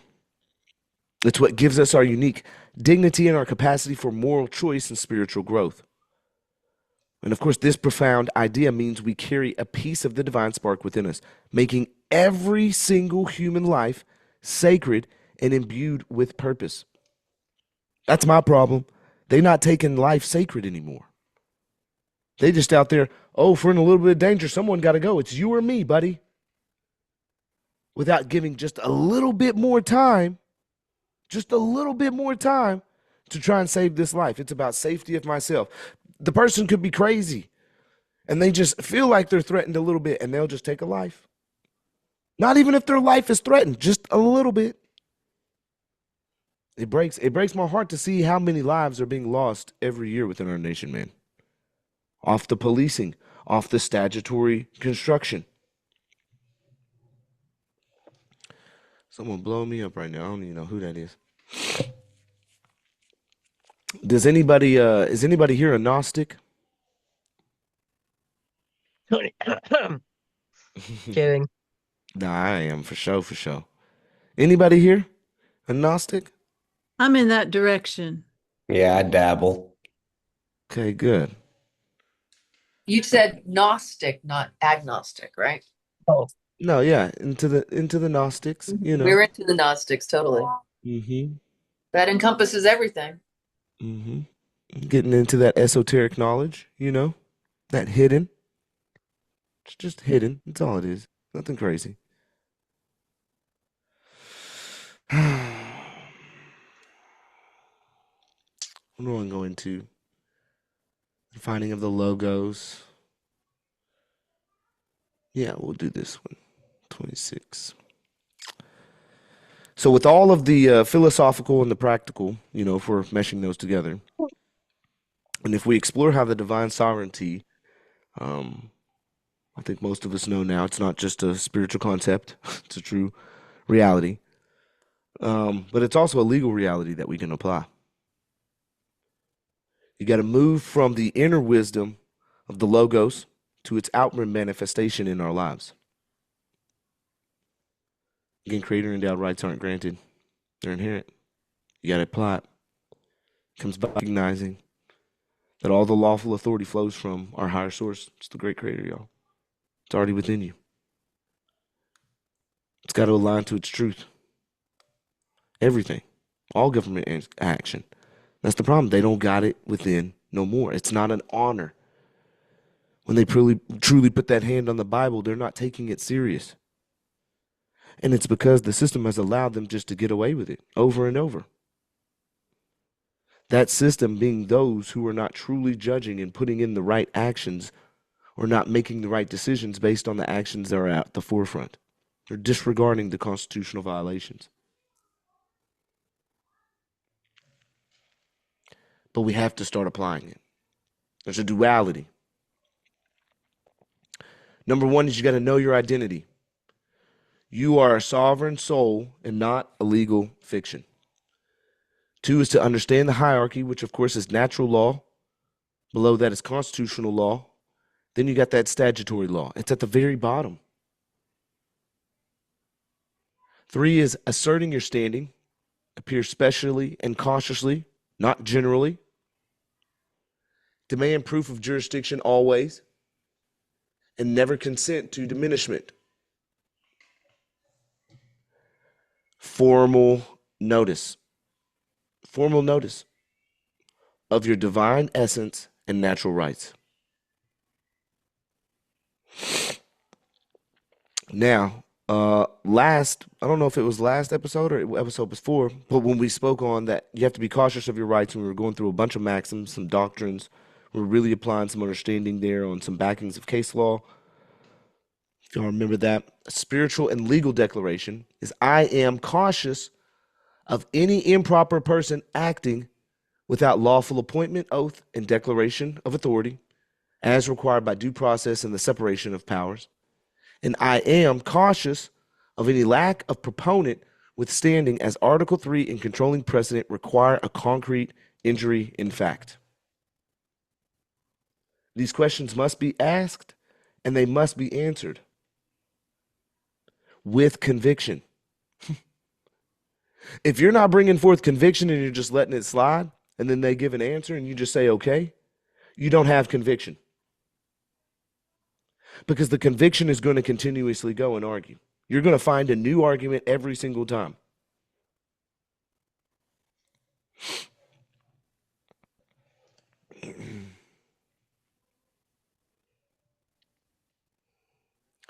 So the purpose of every day is to learn and apply. I know a lot of y'all, that's just what you are. You're autodidactics. That's why you're here. You crave information. You crave knowledge. You crave empowerment. You crave for this nation to change. It's not for you to stand over somebody or flex your muscles or say that you're better than anybody. It's a true conviction within your soul. And an investment in knowledge pays the best interest, according to Benjamin Franklin. I can attest to that. So what we have to do is start rising to our divine stature. We've got to start calling the greatness of not only within ourselves, but with everybody else that we meet. And we do that by expressing that light. We have to cultivate magnanimity. How do you cultivate magnanimity? By being it. You got to understand how true emotions can become addicting. Right? I've had so many appointments where I go out on sales calls and shit like that, and I be meeting the asshole. Bro, it literally won't take me more than 60 seconds, bro, to get that person back. I'm going to tell you, I'm going to get them. I've met a couple stern ones who won't turn. I ain't going to lie. There's some old, I'll just be real. There's some old white folk that's been out there in that countryside a little bit too long. And they just ain't trying to hear it. And it's okay. You know, I've learned not to even let that bother me anymore because that's them. I can't control anything other than myself. Let them. But all I can still do is be the best. I ain't going to retaliate and lower myself down to that state because I recognize I am.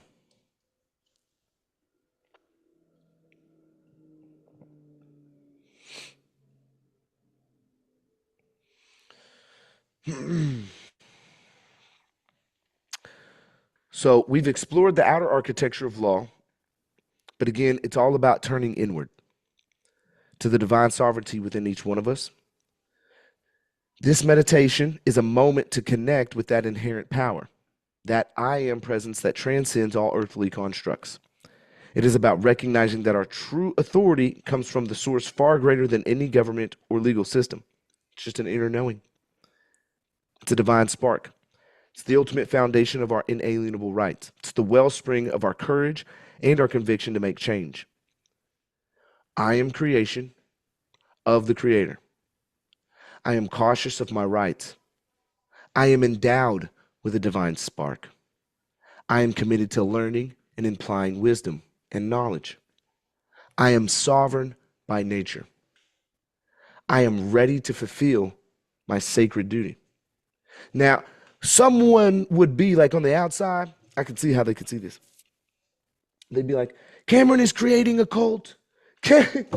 Cameron is teaching these unsound principles.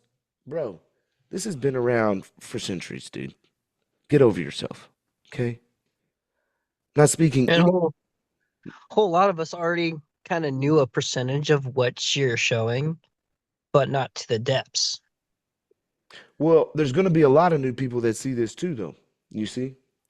And what's amazing is that they'll start to understand that, quote, the Spirit of the Lord is upon me and you to set at liberty them that are bruised, unquote. Every day, someone is being damaged by this broken traffic law system. And we're just okay with it. Every day, someone is losing their automobile, which makes them lose their job, which makes them lose their home, to then be put in a worse situation. For what? Extortion and racketeering. For what? You can't justify it. There's no justification. When we can clearly make something just as good and easier for the people. I thought everything in this country was to make it easier for the next person. I thought that's what this country was for. I thought that's what we stood for.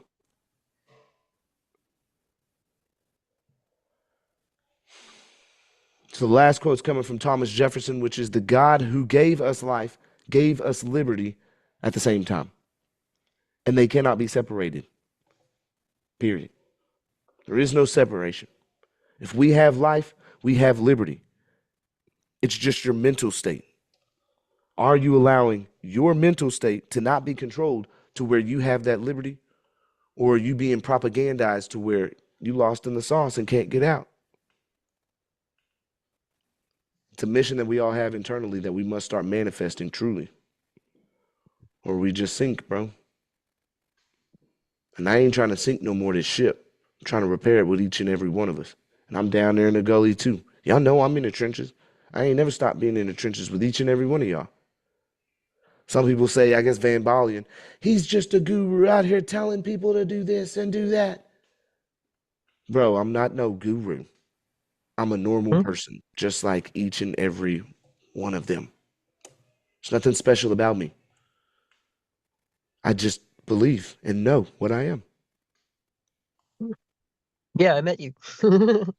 Same on the screen as you are in person. And you just learn. So hopefully this course on the sovereign soul, reclaiming the divine truth of American sovereignty, kind of instilled something within you. Some kind of desire to say, you know what, I'm feeling it, I'm vibing, it's uplifting your spirits. I know a lot of us get down, having to deal with all of the case law and all of the statutory construction and definitions. And I think it's been a while since we've dove into the spiritual side of things to where we truly get that spirit uplifted within us to know, man, this is a real, true, I'm doing something not only for myself, but for many others. And that the mission don't stop. It's truly looking out and having that magnanimity for other people in life. And that's what we need to have more of. We need to have more compassion and unity rather than division and harm.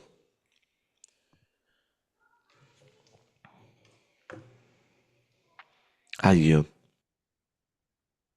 Wow. Good stuff, man. That and rebut that shit. Gotta rebut that shit, bro. All of that, Cam, everything you just said, and then rebut that shit. Gotta rebut that shit, man. I love that. Yeah, man. So hopefully y'all enjoyed that. Yeah, that was really good. Yeah, I'm gonna leave it off on there tonight. And I wanted to tap into the kind of the side of the sovereign citizen of the land, you know, which if you don't have the sovereign citizen of the land, that of course that goes into greater detail on more of the spiritual side. Of course, we got self-governing, bro, which is more on the law side of application, legal terms, doctrines, maxims, but then the sovereign citizen of the land, which you can get at, I believe, PIITP.com. That's more on your spiritual side, and it goes more in depth, of course. And like I said, law and religion, or just your spiritual side of things, as far as knowing, they coexist. They're one and the same. And it's all in internal order. Yeah, I guess you got to get it taught, but I think most people already recognize through feeling and knowing. There's just an internal order there, you know, of laws, and that's that natural law. So we got to abide by it and bring it back, because these statutory presumptions and what they're doing to everybody is ridiculous. And it really needs to boil down to scales of equity, right? And how you make them recognize that, though? you bring it forth, bro, and you argue it truly. You truly argue it. There's enough case law out there to support, but you really truly don't even need case law to support. You know, if you can really get in, I guess maybe that's some of the different things that Chili be talking about is like, I'm really going to go in there and argue those deeper principles of my creator endowed rights. Like I'm going to, you know? And that's the problem is that when you bring them forth, like at a motions hearing I had here in Yakima, they didn't know, and they even stated in their paperwork, they didn't know how to argue what I was bringing forth in relation to creator endowed rights. They say it in their response. We have nothing to which we can say in relation to the creator endowed rights. Well, the Constitution was derived from the Bible to begin with, or natural God-given rights. Damn, that was an admission by them that they're just not going to say anything. Not that they didn't understand it. Well, that they couldn't argue it. Can't argue it. They're That's what not they're going to saying. touch that. Yeah, we can't argue this. There's nothing for us to say here. There's no response. Right. Rebut that shit. Because we have no authority over that. Truly. Yeah, drop it then, right? There's nothing for them to rebut that shit on. It's not shit. It's the ultimate source. So there is no rebuttal once invoked. Yep. Why?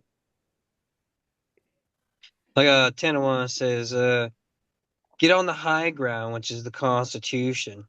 Don't get arguing down in the weeds of case law quotations. Now I can understand him wanting to say that, but that's not necessarily the case. You're gonna have to get in there sometimes in the weeds and really dig, you know, and find those gems that are going to allow you to say, look, even y'all's own shit saying this, bruh. Yeah. Cam, why is that? Why won't the principles? Why won't the principles work? I mean, basically right through. I'm just thinking that out loud now. They can. I mean, I've had abatements approved. I've had abatements work so well that the prosecutor just nolo prosecutes. I mean, and they're doing it. They're doing the nolo prosecute dismissal right there while making us another date, scheduling a court date with me in the hearing, acting like everything is going to just keep going. Yep. Well, there's been a couple of times I've been in court and I quote scripture and their eyes just get really big. I imagine it would. Yeah. I imagine it would. I've never done that. Yeah, they can't argue that. That's my point. They can't But a argue lot of your scriptures. I would say a good vast majority of scriptures or doctrines or maxims would tie back into scripture foundation as well. Like the book of Matthew, I suggest everybody read that book. To me, that's my favorite book out of the entire Bible. Book of Matthew's on Tubi. Mine will be Songs of Solomon. Well, Psalms is also great too. Yeah. Deep. Yeah. Gotta get that wisdom, bro. I'm talking about. So does anybody have anything else they want to tap into and mention before we end it for the live stream on YouTube tonight? No, but I can say this, that this has been the best one that I've been in. This has been absolutely educational. I'm glad to be a part of this. For sure, bro. We gotta uplift the spirit. We gotta uplift the spark. We gotta know who we are. When you know who you are, you know how to self-govern. And when you know how to self-govern, you know how to self-apply. Not just for yourself, but for others. Once you're able to master yourself as far as self-governance is concerned, that's when you're able to convince others that they obtain that same kind of power and inherent sovereignty. Once you tap into, hey man, you have this right too, bro, when you're not working this job, it changes the dynamics on how they think. They start thinking about, well, damn, I'm a police officer and I get away with a whole bunch of shit I probably shouldn't get away with. And I call up my buddies to help me out in situations. And they start thinking, he does just want to be free and left alone just like I do. And I understand that. but I got a job to do. It starts tapping in to those deeper psychological roots of I just want to be free too. And why they do the illegal shit that they do. That's honestly, truly against the colorable law, but might not necessarily be against, just common law. I could think of some, but I'm not going to right now or mention them. Getting too deep into it then. Destiny. Hi, Destiny. Is this your first time in Operation Wise Dome? Destiny. This is my first time. I'm gonna mute myself though, because my Wi-Fi sucks. Okay, did you have a question? Because I saw your hand raised, so I didn't know if you had a question or not. No? Yes? I got one question, Cam. Well, hold on. Destiny got a hand up. Oh, I didn't. Do you want to ask a question, Destiny? No? Okay, it's all right. No worries. Go ahead, Danny G. I just hadn't seen them. I noticed the other day a couple of things on YouTube were members only, and so the only way to actually get that is to hit the little join button, right? Yeah. If it says it on YouTube to watch on YouTube, I'd have to hit the join button, right? No, not necessarily. So what I have done, bro, is I don't mind. I have not done the whole guru route to where I just block out people from getting information. I've been real free on access to me and putting out these wise domes into the public arena for consumption and education. And I haven't been like that gatekeeper guy that's like, you have to be an Operation Wise Dome member to be here in a Zoom like you are, like most people do. So what I've truly tried to do is leave it open and say, hey, look, you can be an Operation Wise Dome member and donate and get extra perks. You do. But at the same time, trying to keep it open and available to all to a certain extent. And so like my boy Kane, he know where all his shit was. He's an Operation Wise Dome member. He's like, hey man, I ain't been getting emails and stuff. I'm like, bro, I sent you a whole bunch of stuff as far as perks for Operation Wise Dome being a member, right? Finally sent him all over the books and all this exclusive shit. And he's like, oh, I finally got it. I'm like, hell yeah, bro. You already know what's up. Like, I sent all that to you already. He just didn't get it. It was in the spam or something. So when you're an Operation Wise Dome member, as far as donating, yeah, you getting stuff. You on a separate mailing list. But I try to keep it open too for people to learn. I want people to learn. I want people to step into their sovereignty. I want people to empower themselves. I want people to be able to really see what it's truly like, being out here.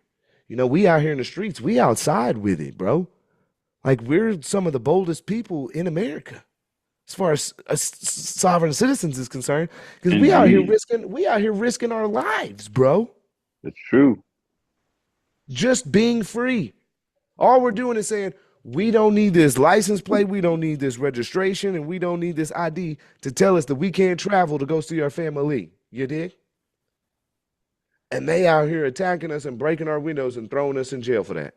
That's some ludicrous shit, bro. That's the definition of psychotic.